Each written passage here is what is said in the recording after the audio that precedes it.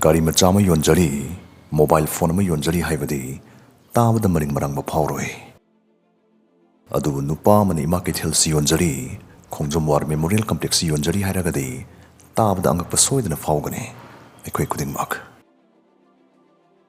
Adu sigumba siga chap manaba thoktoksimak, taibang sida tasingda sing thokra haibadi. Nipa mana malemgi angakpa taret ki manung chaliba Taj Mahal si, amuktaga nate, ahumlak Yonthoklamle ki wari, asingba thokkiba wari laikre. Taj Mahal khaksunati mana yolamisi, Rashtrapati Bhavan, Sansad Bhavan phawba manungda mi phamna sitting members yauni yonthomi Footpeta thoidona khuloirabani padudi atai kana sunate Mr. Natwarlal ne Assembly Natwar hekta haijarage ye pahuba thokri mokri haibsing matang lagadi mi du larik phajana tamakta boiramgani longna galle hoi tai pullaga maphong khangna hubusu kongai malai makhoina nakal amaki wane aikhoi Mr. Natwarlal da lase mahak class 10 da mukti fail hoiki adu kan honaduna mahak LLB phawri tambaloisinki mahak asingba maming Mithilesh Kumar Srivastav kawe mahak Bihar gi Siwan district ta pokpane manan hawini ngida nongma moyim thangnamade ahallamana mangonda pakhona masirakhi asebungo aigi chesang sing sipuro duga bengte pisa ka lokthokpiro mahak pakhon sisat ke amadi bengte pisa lokthok tun halakhi adu chatluriba pakhon stagi mahakna idea amadi khangjinki madudi magi sunnataba migi pisa do midugi mahut sundarmana lokthokpi yaribadu madu khwai maroina mana puriba chechang amadi chechang singadu tawriba account mapudugi soyedunani haibasi mani yamuna khangki amadi khalaki kakaramugi soiduna kakaramugi mahut sinba yaragadi aina kakaramugi soidu chap manan saraga magi mahut sinduna magi account ki pisa lokthokpudi kari marumgi yaroi haina Natwarna khalaki Natwarna magi idea si thabak tonthokduna kakaramugi account ki pisa kar huranki lokthokhi hoi magi chalusi kakaramuna khangtuna phagatki aduga mana lokthomi wesanpamna supangyam yamdabana wasimana mane laikidre adubu mana soi sakiba numit adudagi Natwarlal konmen gi taibang do khongda ba hokhrabani masigi matungda Natwarlal larik makha tamthanaba ma Kolkata da lakhi khudingmaksi bharat na ningkha tamlaba matungda thokpa thokdok ngak toy toribani Kolkata yoraga mahak larik tamna angang amsu private tuition laurame nongmani ma paisa gi darkar khangoi oiba numit ma yorome paisa hangpam thirakpada mana khalakhi tha phabai paisa lokhiba budi kuidre ahera da shekta hangjingeda pirakta sumone hangjinge asumna mana larik tai bangang dugi mapada paisa hangame adugo angang mapada na paisa do pirakide masdagi Natwarlal angang larik tak du tokhoga lasing karbarni dana ma hokchina duna mafam dugi miyoi kharadagi lupa lakh mari makharum khongkalaga ma Kolkata dagi mangki jenki siguma makhalgi kadar fathers day huran bataina supangtong matong na bangaktane adubu Natwarlal na mataw karamna lainga ki lan wari Taj Mahal bo ohumlak Red Fort anirag Rashtrapati Bhavan amadi Sansad Bhavan buna amuruk mataw karamni Yonthomi bono haibisi matang damok laklase Sarkar ki posting si yonabagdamag Natwarlal government officer saki LLB tamak pagoi baga posting du yon badata singna changda da boy manba documents kya chechang kya sumasana sajaduna siznaki khudamoina Taj Mahal gi matang da mahakna Taj Mahal si thong kya pali thongnau kya pali Taj Mahal na koliba punbulam se kyam pa I chawi Taj Mahal gi leikol adu kari lei sali haibani chang bukhring makse detail khuding makse mangna Taj Mahal yonabagda maksem sari bache chang singa duda yam maik singna palli che chang sing do seng mamana ba mahakna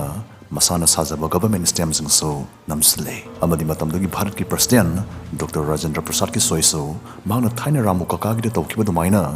saduna toksle hauze khoi mahana Taj Mahal Red Fort kumba sarkar gi posaw sing yon silami basi karma sakti paiba karma senjaw paiba miyo sing dona haiba dudamo la ase mahana Taj Mahal Red Fort sing yon silami basi Bharat koi na bagi damag sel jom purka lakiba foreigner lam koi bising dani matam dudali internet leitribana afabagi boiro phattabagi boiro viral chat pai basi masi matam yam kuina changi kan gini sigum maslai bisna matam stadi phattaba thabama tormag mangki ba matamda khudong chabu yam phangi Mr. Natwarlal icham chambo furan chinji tawo misa amoina longnade ꯃꯔꯝꯗꯤ ꯃꯍꯥꯛꯅ ꯏꯟꯗꯤꯌꯥꯒꯤ ꯐꯥꯎꯔꯕ ꯑꯆꯧꯁꯥꯡ ꯀꯌꯥꯗꯁꯨ ꯍꯟꯖꯤꯟ ꯑꯄꯪꯕ ꯁꯤꯔꯝꯈꯤ꯫ ꯅꯠꯋꯥꯔꯂꯥꯜꯅ ꯃꯥꯒꯤ ꯍꯨꯠꯐꯦꯠꯀꯤ business ꯑꯁꯤ ꯏꯟꯗꯤꯌꯥꯒꯤ state 9ꯗ ꯆꯠꯊꯔꯝꯈꯤ꯫ ꯅꯣꯡꯃꯗꯤ ꯑꯁꯨꯝꯅ ꯊꯣꯛꯈꯤ꯫ ꯃꯇꯝꯗꯨ ꯚꯥꯔꯠꯀꯤ ꯄ꯭ꯔꯥꯏꯝ ꯃꯤꯅꯤꯁꯇꯔ ꯔꯥꯖꯤꯕ ꯒꯥꯟꯙꯤꯅ ꯑꯣꯏꯔꯤꯀꯥꯟ ꯑꯃꯗꯤ ꯅꯥꯔꯥꯌꯟ ꯗꯠ ꯇꯤꯋꯥꯔꯤꯅ ꯐꯥꯏꯅꯥꯟꯁ ꯃꯤꯅꯤꯁꯇꯔ ꯑꯣꯏꯔꯤꯉꯩ ꯃꯇꯝꯅꯤ꯫ ꯃꯇꯝꯁꯤꯗ ꯗꯦꯜꯂꯤꯒꯤ CPꯗ ꯘꯔꯤ ꯌꯣꯟꯕ ꯑꯆꯧꯕ ꯗꯨꯀꯥꯟ ꯑꯃ ꯂꯩꯔꯝꯃꯤ꯫ ꯗꯨꯀꯥꯟꯁꯤꯗ ꯅꯠꯋꯥꯔꯂꯥꯜꯅ ꯐꯥꯏꯅꯥꯟꯁ ꯃꯤꯅꯤꯁꯇꯔꯒꯤ ꯄꯔꯁꯣꯅꯦꯜ ꯑꯦꯁꯤꯁꯇꯦꯟꯠ ꯁꯥꯗꯨꯅ ꯂꯥꯛꯈꯤ ꯑꯃꯗꯤ ꯗꯨꯀꯥꯟꯗꯥꯔ ꯑꯗꯨꯗ ꯍꯥꯏꯔꯛꯈꯤ, ꯄ꯭ꯔꯥꯏꯝ ꯃꯤꯅꯤꯁꯇꯔꯅ ꯉꯁꯤ ꯐꯣꯔꯦꯅꯔꯁꯤꯡ ꯌꯥꯎꯒꯗꯧꯕ ꯌꯥꯝ ꯑꯆꯧꯕ ꯃꯤꯇꯤꯡ ꯑꯃ ꯁꯤꯜꯂꯤ꯫ ꯆꯥꯛ ꯌꯥꯎꯕꯒꯤ ꯃꯤꯇꯤꯡꯅꯤ꯫ ꯆꯥꯛ ꯇꯣꯛꯂꯛꯄꯗ ꯃꯤꯇꯤꯡ ꯌꯥꯎꯕ ꯂꯥꯛꯄ ꯐꯣꯔꯦꯅꯔꯁꯤꯡ ꯑꯗꯨꯗ ꯄ꯭ꯔꯥꯏꯝ ꯃꯤꯅꯤꯁꯇꯔꯅ ꯘꯔꯤ ꯑꯃꯃꯝ ꯈꯨꯗꯣꯜ ꯇꯧꯒꯅꯤ꯫ ꯄꯨꯟꯅ ꯘꯔꯤ 39ꯅꯤ꯫ ꯘꯔꯤꯁꯤꯡꯗꯨ ꯄ꯭ꯔꯥꯏꯝ ꯃꯤꯅꯤꯁꯇꯔꯅ ꯅꯪꯒꯤ ꯗꯨꯀꯥꯟꯁꯤꯗ ꯄꯨꯂꯞ ꯄꯨꯟꯅ ꯂꯧꯔꯨ ꯍꯥꯏꯔꯛꯏ ꯍꯥꯏꯅ ꯅꯠꯋꯥꯔꯂꯥꯜꯅ ꯌꯥꯝ ꯀꯟꯐꯤꯗꯦꯟꯠ ꯑꯣꯏꯅ ꯗꯨꯀꯥꯟꯗꯥꯔ ꯑꯗꯨꯗ ꯍꯥꯏꯔꯝꯃꯤ꯫ ꯑꯗꯨꯕꯨ ꯘꯔꯤ ꯄꯨꯗꯨꯅ ꯆꯠꯈꯤꯕ ꯅꯨꯃꯤꯠꯇꯩꯗꯤ ꯀꯅꯥꯅꯁꯨ ꯅꯠꯋꯥꯔꯂꯥꯜ ꯃꯐꯝꯗꯨꯗ ꯑꯃꯨꯛ ꯍꯟꯅ ꯎꯈꯤꯗ꯭ꯔꯦ꯫ ꯅꯠꯋꯥꯔꯂꯥꯜ ꯄꯨꯂꯤꯁ ꯑꯃꯗꯤ ꯄ꯭ꯔꯖꯥ ꯑꯅꯤꯃꯛꯀꯤ ꯃꯔꯛꯇ ꯌꯥꯝ ꯐꯖꯅ ꯃꯃꯤꯡ ꯆꯠꯈꯠꯂꯛꯈꯤ꯫ ꯃꯥꯒꯤ ꯃꯊꯛꯇ ꯀꯦꯁ 150 ꯊꯥꯡꯒꯠꯂꯛꯈꯤ꯫ ꯑꯗꯨꯕꯨ 150ꯁꯤꯒꯤ ꯃꯅꯨꯡꯗ ꯁꯨꯞꯅꯩ ꯀꯦꯁ 9 ꯈꯛꯀꯤ ꯐꯜ ꯂꯥꯎꯊꯣꯔꯛꯈꯤ꯫ ꯀꯦꯁ 9 ꯑꯁꯤꯒꯤ ꯗꯟꯗꯤ ꯑꯣꯏꯅ ꯅꯠꯋꯥꯔꯂꯥꯜ ꯆꯍꯤ 109 ꯀꯩꯁꯨꯝꯁꯪꯗ ꯂꯩꯅꯕ ꯔꯥꯏ ꯇꯥꯔꯛꯈꯤ꯫ ꯑꯗꯨꯕꯨ ꯃꯥꯒꯤ ꯍꯨꯠꯐꯦꯠꯇꯤ ꯂꯥꯛꯅ ꯐꯥꯅꯕ ꯉꯝꯗꯕ ꯍꯥꯏꯕꯗꯨꯃ ꯑꯣꯏꯈꯤ꯫ ꯃꯗꯨꯗꯤ ꯄꯨꯂꯤꯁꯄꯨ ꯍꯟꯅ ꯆꯂꯥꯛ ꯇꯧꯗꯨꯅ ꯖꯦꯜꯗ ꯍꯟꯅ ꯆꯦꯟꯊꯣꯛꯈꯤ ꯑꯃꯗꯤ ꯖꯦꯜꯗ ꯆꯍꯤ 10 ꯈꯛ ꯂꯩꯈꯤ꯫ ꯅꯠꯋꯥꯔꯂꯥꯜꯅ ꯇꯧꯔꯤꯕ ꯊꯕꯛꯁꯦ ꯑꯐꯕ ꯅꯠꯇꯦ ꯍꯥꯏꯕ ꯑꯩꯈꯣꯏ ꯈꯨꯗꯤꯡꯃꯛꯅ ꯈꯪꯉꯤ꯫ ꯂꯣꯏꯅꯅ ꯃꯍꯥꯛ ꯃꯀꯣꯛ ꯌꯥꯎꯗꯕ ꯑꯄꯪꯕ ꯃꯤꯁꯛ ꯑꯃ ꯅꯠꯇꯦ ꯍꯥꯏꯕꯁꯤꯁꯨ ꯑꯩꯈꯣꯏꯅ ꯈꯪꯉꯤ꯫ ꯃꯤꯒꯤ ꯀꯟꯐꯤꯗꯦꯟꯁ ꯀꯔꯝꯅ ꯖꯣꯏ ꯇꯧꯒꯅꯤ ꯈꯪꯕꯁꯤ ꯃꯥꯒꯤ ꯑꯊꯣꯏꯕ ꯍꯩꯊꯣꯏꯕꯅꯤ꯫ ꯊꯧꯗꯣꯛ ꯑꯃꯁꯨ ꯊꯣꯛꯈꯤ꯫ ꯃꯇꯝꯗꯨꯗ ꯅꯠꯋꯥꯔꯂꯥꯜ ꯂꯈꯅꯧ ꯖꯦꯜꯗ ꯂꯩꯔꯤ꯫ ꯃꯥꯒꯤ ꯅꯨꯄꯤꯅ ꯆꯤꯊꯤ ꯇꯣꯏꯅ ꯊꯥꯔꯛꯈꯤ꯫ ꯆꯤꯊꯤꯁꯤꯡꯁꯦ ꯅꯠꯋꯥꯔꯂꯥꯜꯅ ꯄꯥꯕꯗꯤ ꯄꯥꯏ, ꯑꯗꯨꯕꯨ ꯅꯣꯡꯃꯗꯤ ꯔꯤꯄ꯭ꯂꯥꯏꯗꯤ ꯇꯧꯔꯝꯗꯦ꯫ ꯅꯣꯡꯃꯗꯤ ꯖꯦꯂꯔ ꯑꯗꯨꯅ ꯊꯥꯔꯛꯄ ꯆꯤꯊꯤ ꯑꯃ ꯄꯥꯊꯣꯛꯂꯝꯃꯤ꯫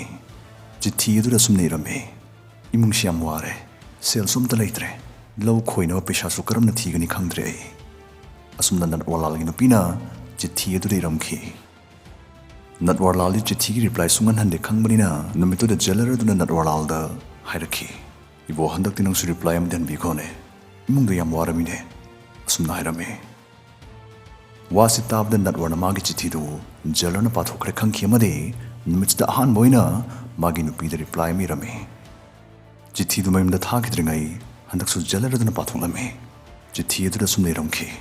ꯋꯥꯈꯜ ꯅꯨꯡꯉꯥꯏꯇꯕ ꯇꯧꯅꯨ, ꯑꯩ ꯊꯨꯅ ꯍꯜꯂꯛꯑꯅꯤ꯫ ꯑꯗꯨꯒ ꯍꯧꯖꯤꯛꯀꯤ ꯑꯣꯏꯅꯗꯤ ꯑꯩꯈꯣꯏ ꯐꯥꯝꯒꯤ ꯃꯆꯤ ꯑꯃꯗ ꯑꯩꯅ ꯄꯨꯂꯤꯁꯅ ꯊꯤꯔꯁꯨ ꯐꯪꯗꯅꯕ ꯍꯥꯏꯗꯅ ꯁꯅꯥ ꯈꯔ ꯐꯨꯝꯖꯤꯜꯂꯝꯕꯅꯤ, ꯃꯗꯨ ꯇꯧꯊꯣꯛꯑꯒ ꯀꯥꯏꯊꯣꯛꯑꯒ ꯁꯤꯖꯤꯟꯅꯧ, ꯂꯧ ꯈꯣꯏꯕꯗ ꯁꯤꯖꯤꯟꯅꯧ꯫ ꯑꯁꯨꯝꯅ ꯏꯔꯝꯈꯤ꯫ ꯆꯤꯊꯤꯒꯤ ꯋꯥꯔꯣꯜꯁꯤ ꯇꯥꯕꯗ ꯖꯦꯂꯔ ꯑꯗꯨ ꯊꯀꯠꯈꯤ ꯑꯃꯗꯤ ꯃꯥꯒꯤ ꯇꯤꯝ ꯄꯨꯗꯨꯅ ꯅꯠꯋꯥꯔꯂꯥꯜꯒꯤ ꯐꯥꯝꯗ ꯂꯥꯛꯇꯨꯅ ꯁꯅꯥ ꯊꯤꯔꯤꯕꯅꯤꯅ ꯇꯧꯊꯣꯛꯄꯗ ꯐꯥꯝꯗꯣ ꯈꯣꯏꯗꯣꯛꯄꯒ ꯆꯞ ꯃꯥꯟꯅꯈ꯭ꯔꯦ꯫ ꯑꯗꯨꯕꯨ ꯁꯅꯥꯗꯤ ꯊꯤꯕ ꯐꯪꯗ꯭ꯔꯦ꯫ ꯃꯇꯥꯡꯁꯤꯗ ꯅꯠꯋꯥꯔꯂꯥꯜꯅ ꯑꯇꯣꯞꯄ ꯆꯤꯊꯤ ꯑꯃꯒ ꯃꯥꯒꯤ ꯅꯨꯄꯤꯗ ꯊꯥꯖꯤꯜꯂꯛꯈꯤ꯫ ꯆꯤꯊꯤꯒꯤ ꯋꯥꯔꯣꯜꯗꯤ, ꯑꯩꯈꯣꯏ ꯐꯥꯝꯗ ꯍꯧꯖꯤꯛꯇꯤ ꯈꯣꯏꯕ ꯂꯣꯏꯔꯝꯃꯅꯤ ꯈꯜꯂꯤ, ꯅꯪꯅ ꯃꯤ ꯅꯦꯛꯅꯗ꯭ꯔꯁꯨ ꯌꯥꯔꯝꯃꯅꯤ꯫ ꯑꯁꯨꯝꯅ ꯅꯠꯋꯥꯔꯂꯥꯜꯅ ꯄꯨꯂꯤꯁ ꯀꯝꯃ꯭ꯌꯨꯅꯤꯇꯤꯕꯨ ꯑꯄꯪꯕ ꯁꯤꯗꯨꯅ ꯖꯦꯜꯗ ꯐꯝꯅ ꯃꯥꯒꯤ ꯅꯨꯄꯤꯒꯤ ꯃꯇꯦꯡ ꯐꯥꯎ ꯄꯥꯡꯈꯤ꯫